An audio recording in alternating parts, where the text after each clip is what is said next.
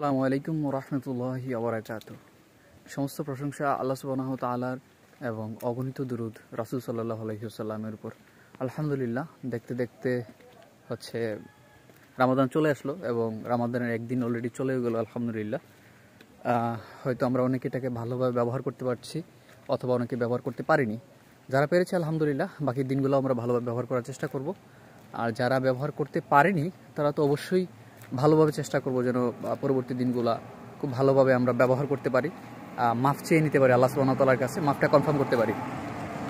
তো গতকালকে আমরা আলোচনা করেছিলাম যে প্রথম রমজানে আমরা বিরত থাকবো গীবত থেকে। হয়তো অনেকেই থাকতে পেরেছি আলহামদুলিল্লাহ, যারা পারেনি তারা আবার চেষ্টা করব। আমার সাথে বলেছিলাম সবাইকে গীবতের যে চ্যালেঞ্জশীল চ্যালেঞ্জটা করার জন্য, যাতে করে গীবত না হয়।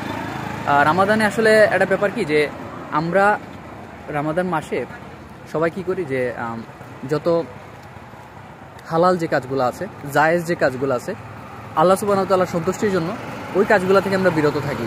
যেমন ধরেন খাবার খাওয়া, ভাত খাওয়া বা অন্যান্য যে খাবার খাওয়া, এগুলো হালাল, ঠিক আছে। তারপরে ধরেন হচ্ছে কি বলে, পানি পান করাও হালাল। তারপরে হচ্ছে স্ত্রী সহবাস করাও হালাল। তারপরে আরও যা যা আছে মানে হালাল কাজগুলা আমরা কি করি, মানে এগুলা থেকে মানে বিরত থাকি আল্লাহ সুবহানাহু ওয়া তাআলার জন্য, ঠিক আছে। সবগুলাই কিন্তু হালাল কাজ, হালাল কাজ থেকে বিরত থাকি আল্লাহ সুবহানাহু ওয়া তাআলার কে রাজি খুশি করানোর জন্য, যেটাকে আমরা সিয়াম বলে থাকি, ঠিক আছে। এবং দেখা যায় খুব অবাক করার ব্যাপার, এই হালাল কাজ থেকে আমরা রমাদানে সিয়াম পালনের জন্য আল্লাহ সুবহানাহু ওয়া তাআলার কাছ থেকে বিরত থাকছি, কিন্তু হারামগুলো থেকে বিরত থাকছি না। অথচ যেগুলো হারাম এগুলো তো সব সময়ের জন্যই হারাম। যেমন ধরেন গীবত করা, মিথ্যা কথা বলা, এগুলো তো সব সময়ের জন্যই হারাম, তাই না? এগুলো তো হালাল কোনো কাজ না, কিন্তু এগুলো আমরা ঠিকই করছি, কিন্তু হালালগুলো থেকে শুধু বিরত থাকছি। তাহলে আমাদের এই সিয়াম কোন কাজে আসলো বলেন? এর তো কোনো কাজে আসলো না, তাই না? আমরা যদি প্রপারলি আসলে আল্লাহ সুবহানাহু ওয়া তাআলার রাজি খুশির জন্য এটা না করি, বা ধরেন হারাম থেকে আমরা বেঁচে না থাকি, তাহলে তো আমাদের সিয়ামটা জাস্ট একটা উপবাস হবে, যে আমরা ক্ষুধার্ত থাকলাম, খালি পেটে থাকলাম সারাদিন, এছাড়া কোনো ফায়দা এনে দিবে না। তো ওই জন্য আমরা চেষ্টা করবো ইনশাআল্লাহুল আজিজ, যেন সবাই শুধু হালালগুলা থেকেই আমরা বিরত থাকছি এরকম না, হারামগুলা থেকেও আসলে বিরত থাকবো আর কি ইনশাল্লাহ, ঠিক আছে। তো এই আর কি, কথা ওইটাই রইলো। আর আজকের যে বিরত থাকবো আজকে আমরা চেষ্টা করবো ইনশাল্লাহ মিথ্যা কথা থেকে বিরত থাকার। মিথ্যা মহাপাপ, আমরা জানি সকল পাপের শুরু হয় মিথ্যা থেকে, মিথ্যা পাপের জননী বলা হয়। তো আমরা মিথ্যা থেকে বিরত থাকবো ইনশাল্লাহ। দেখবো আমরা যখন মিথ্যা থেকে বিরত থাকি, তখন আমরা আরও অনেক পাপ থেকে আসলে বিরত থাকতে পারছি।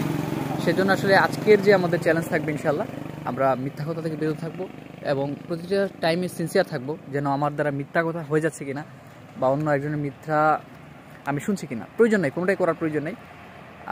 মিথ্যা থেকে বেঁচে থাকবো ইনশাল্লাহ আমরা। আর একেবারে কেয়ারফুল থাকবো, যে যত্নের সাথে কথা বলবো, প্রতিটা কথা হিসেব করে বলবো, ঠিক আছে, যে আসলে এটা মিথ্যা হয়ে যাচ্ছে কিনা। কথা বলার আগে চিন্তা করে বলবো। আর রমাদান মাস হয়তো কথা বলার প্রয়োজনও নাই, ঠিক আছে। আল্লাহ সুবহানাহু ওয়া তাআলার জিকিরে আমরা সময় ব্যয় করবো, দুরূদ পড়বো, কোরআন পাঠ করবো।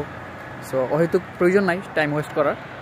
আর কথা যেখানে বলতেই হয় সেখানে বলবো, এবং চেষ্টা করবো যেন সত্য কথা বলি। সত্য কথা বলতেই হবে, মানে চেষ্টার কিছু নাই, সত্য কথা বলতেই হবে, মিথ্যা বলাই যাবে না, ঠিক আছে। এটা হারাম কাজ, নর্মাল দিনে তো হারাম, যেহেতু আমরা সিয়াম আছি তো এখানে আরও করা যাবে না, ঠিক আছে। 144 দ্বারা মানে করাই যাবে না, ঠিক আছে। তো গতকালকে হয়তো সবাই পারছেন বা অনেকেই পারছেন গীবত থেকে বেঁচে থাকতে, আলহামদুলিল্লাহ। সবাইকে হচ্ছে আমি মোবারকবাদ জানাচ্ছি। আজকের চ্যালেঞ্জ থাকলো যে সবাই মিথ্যা কথা থেকে বেঁচে থাকা ইনশাআল্লাহ। আমরা রমাদানের প্রতিদিন এক একদিন হয়তো এক